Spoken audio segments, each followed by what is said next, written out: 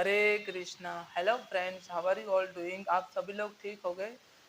This is Ritendra और आज बात करेंगे भगवान कृष्ण और द्रौपदी जी के बीच में जो संवाद हुआ था उसके बारे में बात करेंगे। जब उनके जो जो पुत्र थे उनकी हत्या कर दी थी अश्वत्थामा ने, उसके बाद युद्ध अंत होने वाला था। तब यहाँ पे द्रौपदी जी पूछते हैं, जितना आपने मतलब बोला था कि मेरा कुल का वो संपूर्ण नाश हो जाएगा, मेरे पुत्रों का भी नाश हो जाएगा, ये जब मैं सोच रही थी इससे अधिक पीड़ा मुझे अभी हो रही है जब मैं महसूस कर रही हूँ। तो माधव, आपने क्यों नहीं रोका? आपने चमत्कार से किसी के हृदय में क्यों परिवर्तन नहीं करवाया? आपने चमत्कार से लोगों का स्वभाव क्यों परिवर्तन नहीं करवाया? स्वभाव क्यों नहीं चेंज करवाया? तब यहाँ पे वासुदेव, मधुसूदन, मुकुंदा, मुरारी, केशव, जनार्दन कहते हैं, चमत्कार से किसी की आत्मा में हम परिवर्तन नहीं कर सकते। चमत्कार के माध्यम से स्वयं मैं खुद चला जाऊंगा किसी की आत्मा में परिवर्तन के लिए, पर मैं कर नहीं पाऊंगा, क्योंकि जब तक आत्मा नहीं चाहेगी, मैंने आत्मा को इतनी स्वतंत्रता दे दी है, हर एक लिविंग एंटिटी को इतनी स्वतंत्रता दे दी है कि परमात्मा कहते हैं, कृष्ण कहते हैं, मैंने सबको इतनी फ्रीडम दे दी है कि आत्मा डिसाइड करती है, सेपरेट आत्मा डिसाइड करती है, इंडिविजुअल आत्मा डिसाइड करती है कि उसको धर्म के मार्ग पे चलना है या अधर्म के मार्ग पे चलना है। आत्मा केवल अनुकरण करती है, अंत अनुकरण करती है। जैसे हम सभी लोग क्या करते हैं? हम सभी लोग करते हैं हमारे से अधिक शक्तिमान सत्ता पे बैठे वाले व्यक्ति का अंध अनुकरण करते हैं। हम बस उस व्यक्ति की सत्ता देखते हैं, उस व्यक्ति का पावर देखते हैं और उस व्यक्ति के सत्ता और पावर तक पहुंचना चाहते हैं, सक्सेस को गेन करना चाहते हैं। इसलिए यहाँ पे माधव कहते हैं अंध अनुकरण करते हैं। जैसे पिता का अनुकरण पुत्र करता है, जैसे गुरु का अनुकरण शिष्य करता है, जैसे राजा का अनुकरण समग्र प्रजा करती है। अगर राजा ही मंद बुद्धि हो और राजा ही अनपढ़ हो तो समग्र प्रजा भी अनपढ़ रहेगी। उसको क्या पता होगा शिक्षा का महत्व, उसको क्या पता होगा ज्ञान का महत्व। तो हमें अंत अनुकरण नहीं करना है। यहाँ पे कृष्ण, वासुदेव, मधुसूदन, मुकुंदा, मुरारी, केशव, जनार्दन, गोविंद, गोपाला, केशव, यहाँ पे कहते हैं अगर राजा अधर्मी हो गया तो समग्र संसार में, समग्र समग्र राज्य में अधर्म फैल जाएगा। It's spread like a fire, तो आग की तरह अधर्म फैल जाएगा। अगर राजा अधर्मी है तो हर एक व्यक्ति समाज में, जो जो व्यक्ति रह रहा है किंगडम में, जो जो व्यक्ति रह रहा है राज्य में, हर एक व्यक्ति अधर्म की ओर बहता चला जाएगा। जैसे मतलब कृष्णा कहते हैं, जैसे मतलब जो एक रिवर होती है, रिवर के फ्लो को मतलब जब समुद्र की तरफ जाता है ना तो उसकी गति और तेज हो जाती है। वैसे ही अगर समाज अधर्म में डूबने लगता है तो उसकी गति और तेज हो जाती है और अधिक से अधिक उस व्यक्ति का और समाज का पतन हो जाता है। यहाँ पे तुम देखो द्रौपदी, कौन सा ऐसा राजा था जिसके हृदय में धर्म बसता हो, जिसने धर्म के लिए काम किया हो? त्रिगर्ता ले लो, विराट ले लो, पांचाल ले लो, कोई भी राज्य ले लो, कौन सा ऐसा ऐसा राज्य था जिसके अंदर धर्म है, जिसके अंदर राजा धर्मी था? कृष्णा यहाँ पे आगे कहते हैं कि किसी के हृदय में परिवर्तन लाना है तो कोई भी चमत्कार उस व्यक्ति के हृदय में परिवर्तन नहीं ला सकता। समग्र सृष्टि भी उसका प्रयास करे या मैं परमात्मा भी उसको प्रयास कर उसके हृदय में परिवर्तन लाने का, मैं नहीं ला पाऊंगा, क्योंकि वो मेरी निर्बलता नहीं है, पर मैंने उस व्यक्ति को इतनी स्वतंत्रता दे दी है और उन व्यक्ति की फ्रीडम को मैं बाध्य नहीं बनूंगा, मैं रिस्ट्रिक्शन में नहीं डालूंगा।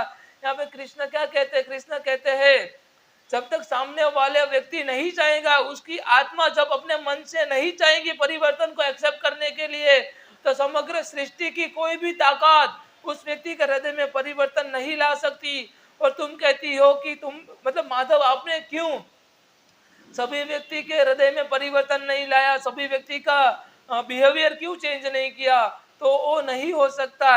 ऐसे ही अंत अनुकरण लोग करते रहते हैं। सत्ताधारी व्यक्ति का लोग अंत अनुकरण करते हैं, सत्ता पर बैठे हुए व्यक्ति का लोग अंत अनुकरण करते हैं।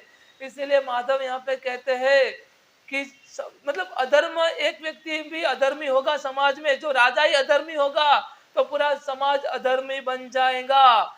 इसीलिए तो यहाँ पे द्रौपदी आगे कहते हैं, माधव इस विध्वंस से सिवा हमारे पास कोई उचित उपाय नहीं था। इतना भयानक विध्वंस क्यों आपने करवाया?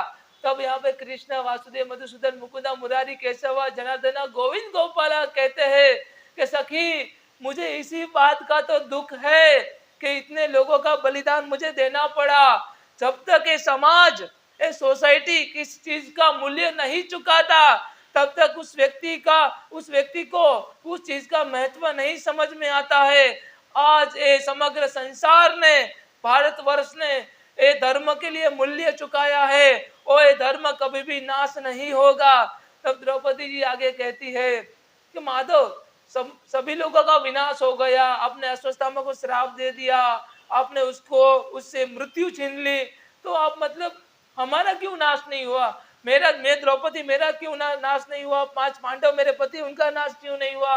परीक्षित महाराज, उनका क्यों नाश नहीं हुआ? तब यहाँ पे कृष्ण कहते हैं सखी तुम अग्नि से जन्मी हो, और अग्नि का नाम है, दूसरा नाम है पावक, और पावक का मतलब होता है शुद्धिकरण, अपने आप को शुद्ध करना। जिसने अग्नि से जन्म लिया है वो दूसरे व्यक्ति को भी शुद्ध करता है और तुम्हारी प्यूरिटी भी है, इसीलिए तुम्हारा नाश नहीं हुआ। यहाँ पे अशुद्ध व्यक्तियों का नाश हो गया है, समाज में जो दूसरे थे उसका नाश मैंने कर दिया है। और तुम्हारे जो 5 पति थे, जो मंत्र प्रसाद थे, वो तो मंत्र प्रसाद थे, उनका काम ही था धर्म स्थापना के लिए। अगर वो व्यक्ति अधर्म की ओर से लड़ते तो उनका भी नाश हो जाता।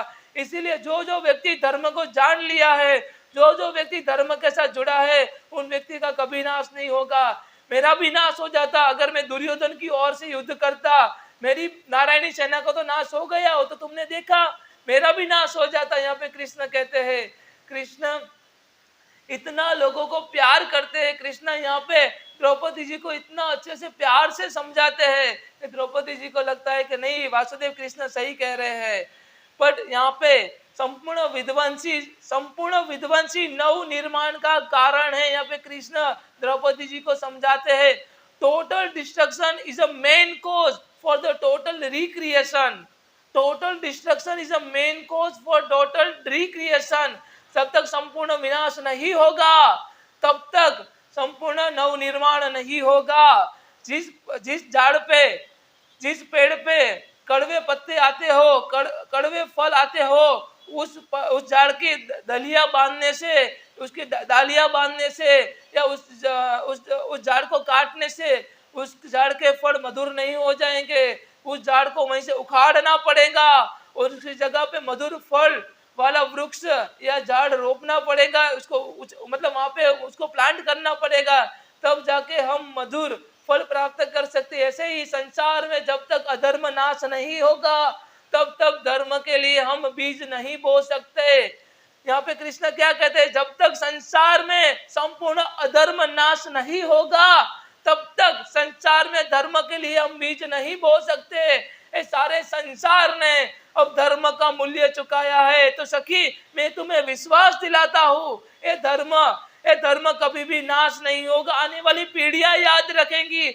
और महाराज परीक्षित की तुम बात कर रही थी, महाराज परीक्षित जो अपनी माता के पेट में एक बार मर के पुनः जीवित हुआ है और ईश्वर ने उसकी परीक्षा ले ली है, इसीलिए वो परीक्षित नाम से जाना जाता है। तो महाराज परीक्षित और महाराज युधिष्ठिर दोनों मिलके भारतवर्ष का नया इतिहास उजागर करेंगे, भारतवर्ष का निर्माण करेंगे। तो इस आर्यवर्त का निर्माण करेंगे। जो राजाओं के मन में जो अशुद्धि था, अधर्म था, वो संपूर्ण नाश हो गया है महाभारत के लिए। जो अलग अलग राज्य था, अलग अलग था, वो ये आज मतलब भारतवर्ष, भारत भूमि नाम से प्रसिद्ध होगा। इसीलिए बैटल ऑफ महाभारत हुआ था। यहाँ पे कृष्ण यहाँ पे द्रौपदी जी को समझाते हैं, जो अलग अलग राज्य था उसको एक करके भारत भूमि नाम से प्रसिद्ध होगा, जिसका एक तिरंगा होगा, जिसमें सभी लोग एक प्रकार की भाषा बोलेंगे, एक प्रकार का व्यवहार करेंगे, एक दूसरे को प्यार करेंगे। यहाँ पे कृष्ण सबको समझाते हैं। तो यहाँ पे द्रौपदी जी और वासुदेव कृष्ण का जो कन्वर्जेशन है, और लास्टली भगवान कृष्ण यहाँ पे कहते हैं द्रौपदी अपने दुखों को तुम भूल जाओ, सखी तुम अपने दुखों को भूल जाओ और आने वाले पीढ़ियों के बारे में सोचो। आने वाले नई किरण, सूरज की किरण तुम्हारी प्रतिज्ञा करी, हम सबकी प्रतिज्ञा कर रही है, और अपने आप को ऑलवेज धर्म में स्थापित रखो, अपना नियत कर्म करो द्रौपदी, अपना नियत कर्म करना ही तुम्हारा अधिकार है। यहाँ पे कृष्ण वासुदेव मधुसूदन मुकुंदा मुरारी केशवा जनार्दन गोविंद गोपाला केशवा यहाँ पे द्रौपदी जी को समझाते हैं। तो आई होप आप सभी लोगों को भी समझ में आया होगा। अगर कोई भी क्वेश्चन, कोई भी डाउट आपके मन में उत्पन्न हो रहा है तो आप कमेंट कर सकते हैं। Thank you so much. Hare Krishna, जय श्री राधे।